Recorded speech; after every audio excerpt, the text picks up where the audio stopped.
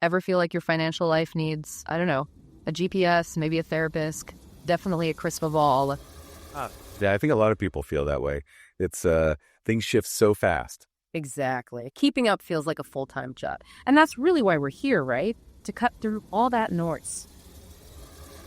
You want to give you the key insights, sort of distilled down. Today, we're doing a deep dive into Consumers 360 news commentary, consumer trends and news. That's right. We're pulling this directly from Consumers.App's aggregated content. This is stuff from July 24, 2025. And it's a great snapshot of what's actually shaping our financial lives right now. It really is. So what are we covering? We'll hit debt, student loans, retirement planning. And even the, let's say, wild world of cryptocurrency. Right. The goal here is to pull out those nuggets of knowledge that can help you feel more informed, maybe a bit more prepared. More in control, hopefully. Let's dive in.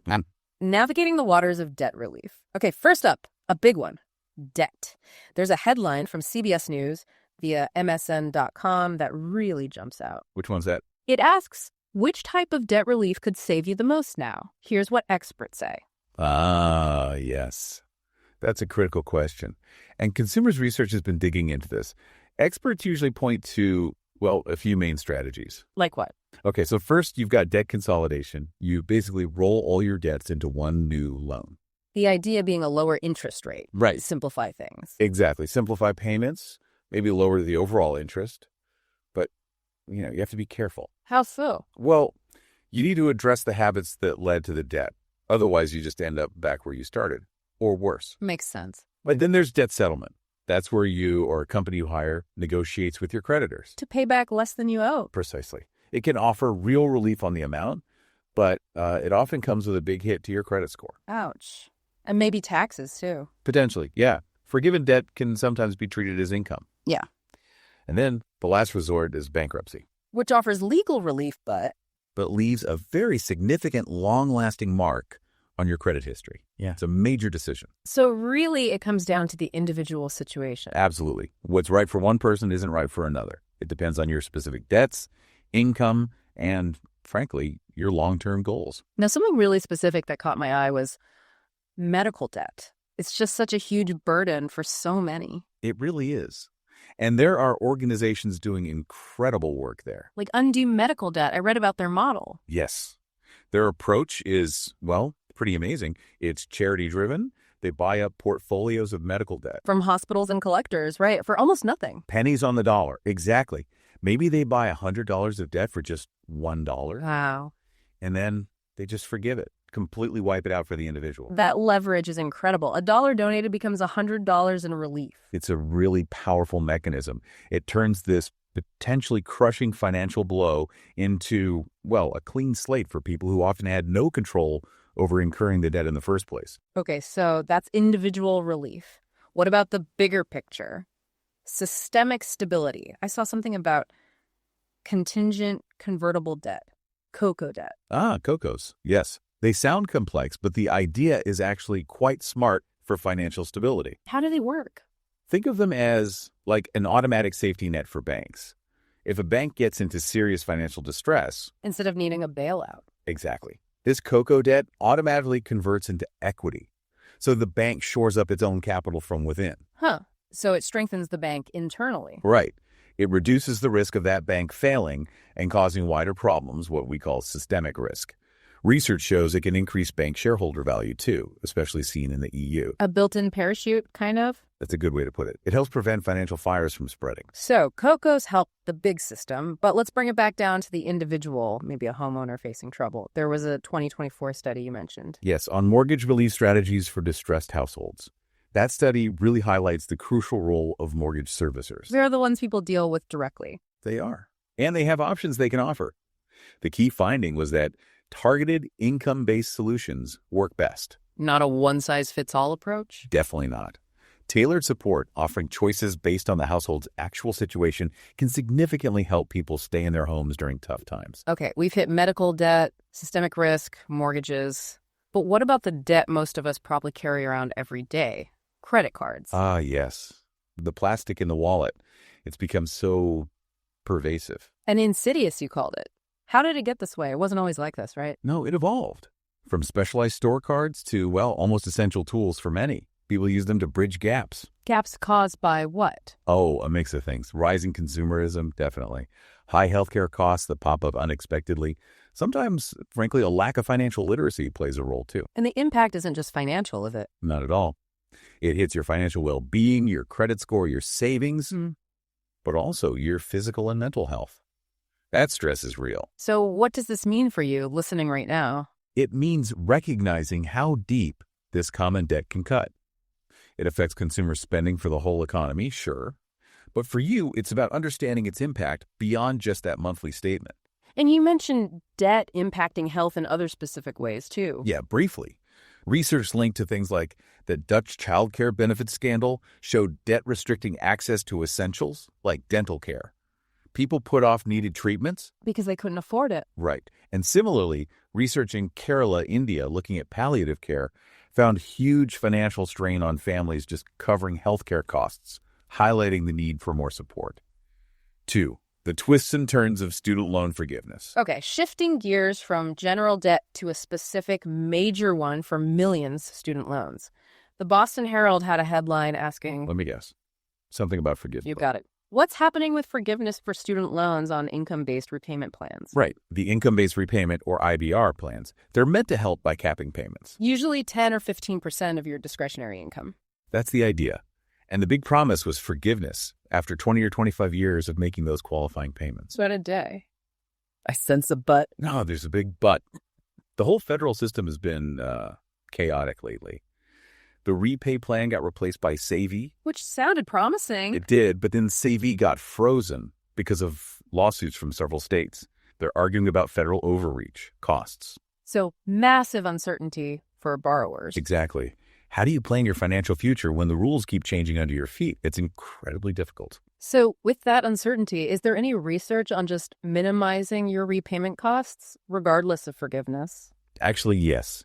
Guasoni and Wong did some fascinating research back in 2022. What did they find? Any practical tips? Some really interesting ones. For people with really large balances, their math showed making the minimal payments under those income-driven plans is often best, aiming for that eventual forgiveness. Okay.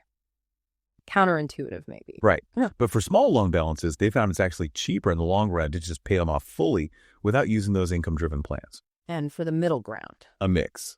Start minimal, maybe, then switch to paying aggressively later to knock it out faster.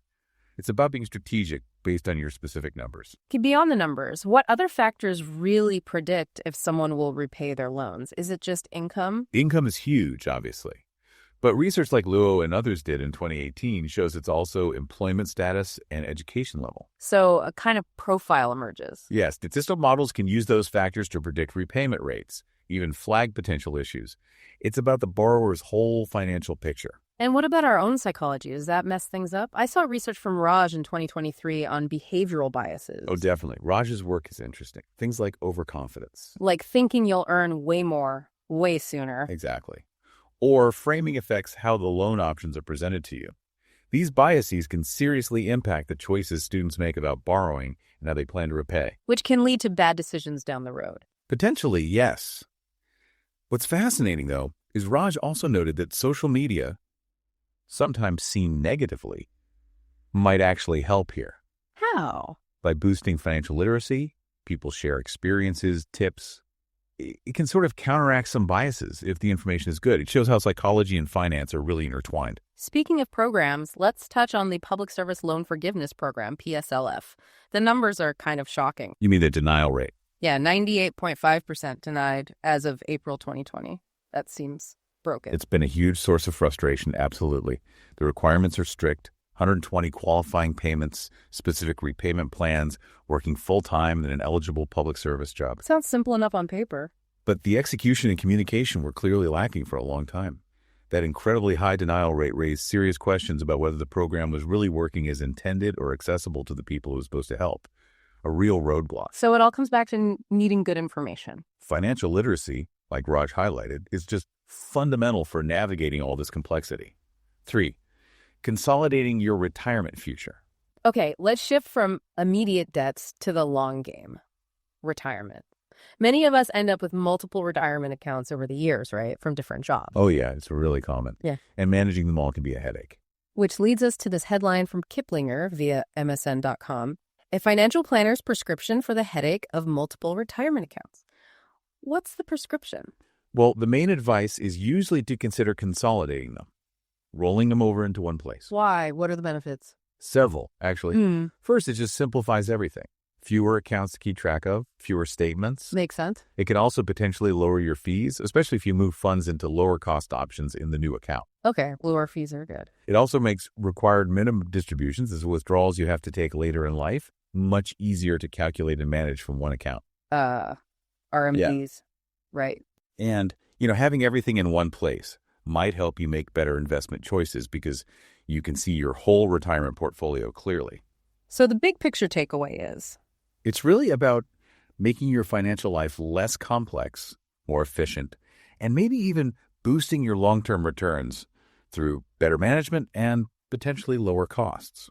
Now, here's something that surprised me. A study in Japan using something called the fast causal inference model. Okay. It found that financial literacy doesn't directly lead to more engagement in financial investments or retirement planning. Wow. Okay. That really does challenge the conventional wisdom, doesn't it? We usually assume knowledge is the key. Right. So if just knowing more isn't enough, what else is needed? That's the million-dollar question, isn't it? Maybe it's about making the process easier or framing it differently, connecting it more to people's actual life goals and emotions, not just numbers. Behavioral nudges, maybe? Better tool? It could be.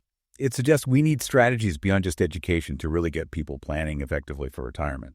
And speaking of planning, research also shows our decisions about retirement, how much to save, when to retire, are really tied to our income and leisure. Yes, how much income you want in retirement and how much leisure time you envision having. It's not just about hitting a magic savings number. So it's more personal than just a calculation. Absolutely. It highlights how important it is to set a realistic income goal for your retirement lifestyle. What do you actually need to live the way you want? And then balance today's choices with that future goal. Exactly. Retirement planning isn't just about the finances. It's about designing the future life you want. So what does this mean for you? It means thinking deeply about what retirement looked like for you personally. We hear about different plan types, 401k, pensions. For listeners who know the basics, what's the crucial difference today between, say, a defined benefit plan and a defined contribution plan in terms of who carries the risk? That's a key distinction. With defined benefit plans, think traditional pensions the employer takes on most of the investment risk. They promise a specific payout. So the responsibility is mainly on them. Right. But with defined contribution plans like your 401k or 403b, the risk and responsibility shift almost entirely to you, the individual. Because the payout depends on contributions and investment performance. Exactly. Your retirement income depends on how much you saved and how well those savings grew. It means you need to be much more hands-on in managing your own retirement future. 5.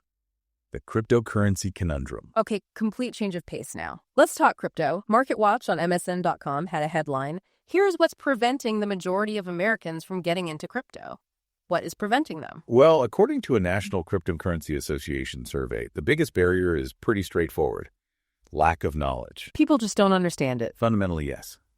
Many folks don't grasp how crypto or blockchain works, how to use it safely, what the risks are. That knowledge gap makes it seem complex and maybe too risky. Give us some context. How big is this market now? Is it like regular money? It's huge, but different. Yeah. As of April 2025, the global market cap was around $2.76 trillion. And there were over 25,000 different cryptocurrencies out there. But it's crucial to remember, they're generally seen as a distinct asset class, not traditional currency like dollars or euros. Their legal status varies wildly too. Okay, trillions. But there's another side to this, right? The environmental impact. I saw research saying even people who know crypto underestimate Bitcoin's energy use. That's a really important point. The study found that, even savvy users don't always get the scale of the energy consumption, especially for proof-of-work coins like Bitcoin. So what's the implication? Well, the research suggests that if more people understood this environmental footprint, there might be more support for greener alternatives like proof of stake or other less energy-hungry methods. It raises that big question, doesn't it? Balancing innovation with sustainability. Absolutely. How do we foster these new technologies responsibly? And what about just using crypto? Is it easy? Is the user experience any good? That's another critical factor. Research in human-computer interaction, or HCI, points to things like trust, user motivation, and how risk is perceived. So if it feels clunky or unsafe, People won't use it. Good design, clear communication about risks, intuitive interfaces. yeah, These are vital for getting users engaged and comfortable, especially as the tech itself keeps evolving so fast. it really shows how psychology and design are key to tech adoption. For sure. But it's not all smooth sailing technologically or legally, right? Look at exchanges like Kraken. No, the regulatory environment is definitely complex and still developing. Kraken, for example, is a major U.S. exchange, but they've faced multiple investigations since 2018. Resulting in big fines. Yeah, fines over $30 million for various issues, things like offering unregistered securities or not having the right licenses in certain places. It really highlights the regulatory hurdles these companies face. Okay, so we have volatile coins like Bitcoin, regulatory issues. How do stablecoins fit in, like USDC? Stablecoins are different. Their whole point is stability. Yeah. USDC, for example, is pegged to the US dollar. So one USDC aims to always be worth $1 US. It's exactly. They achieve this usually by holding reserves of dollars or other traditional assets. This lack of volatility makes them much more suitable for actual transactions, lending, or just holding value within the crypto space. A bridge between crypto and traditional money, almost. That's a good way to think of it. And looking globally, you see things like Rwanda coin being developed, For what purpose? aiming to facilitate trade between countries in Africa, boost inclusion, which shows the potential. But they also face big hurdles like infrastructure, regulation, and just getting people aware and comfortable using it. Disrupting cross-border payments. So building right on that, stablecoins seem poised to do something really big in payments. Analytics Insight had a headline about it. Yes, how stablecoins are disrupting the $250 T cross-border payments market with providers like Transak. $250 trillion market. That's massive. How are stablecoins disrupting it? By being faster and cheaper. Significantly faster and cheaper. Traditional cross-border payments can take days to settle, go through multiple banks, incur high fees. We've all felt that pain sending money internationally. Right. Stablecoins, using blockchain, can allow near instantaneous transfers across borders for a fraction of the cost. Which is huge for who? Especially impactful for businesses, remittances, and particularly in emerging markets where traditional banking might be expensive or less accessible. It's a much more efficient alternative. You mentioned USDC being backed by dollars. Are all stablecoins like that? No, there are actually about 4 main types based on how they're collateralized or backed. Okay, break it down. So 1, fiat collateralized, like USDC or Tether, backed by reserves of traditional currency. 2, commodity collateralized, backed by things like gold. Interesting. 3, crypto collateralized, backed by reserves of other cryptocurrencies, usually requiring over-collateralization for safety due to crypto's volatility. Okay, backed by crypto itself. And 4, non-collateralized or algorithmic. These are the most ambitious. They try to maintain their peg using algorithms, essentially code acting like a central bank, to manage supply and demand without direct asset backing. Wow, so different ways to achieve stability. Exactly. And that stability is key for their use in decentralized finance, making payments predictable. How do these stability methods differ from, say, the Federal Reserve managing the dollar? Fundamentally different. Fiat currency stability relies on central bank policies, government backing, monetary controls. Stablecoins rely on their specific mechanism, holding sufficient collateral, algorithms adjusting supply, transparent reserve management. And blockchain helps. Immensely, it provides transparency. You can often audit the reserves or see the algorithmic adjustments happening on the blockchain itself, enhancing trust and security.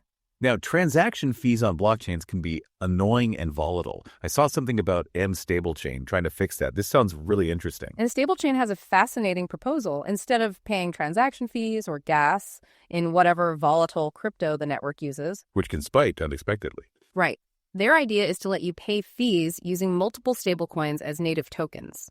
The system would use price oracles to keep the value of the fee stable, regardless of which stablecoin you use. So, predictable transaction costs. That's the goal. Stable fees, flexible payment options using different stablecoins. It could make using blockchains much more user-friendly and cost-effective, potentially driving wider adoption if they can pull it off.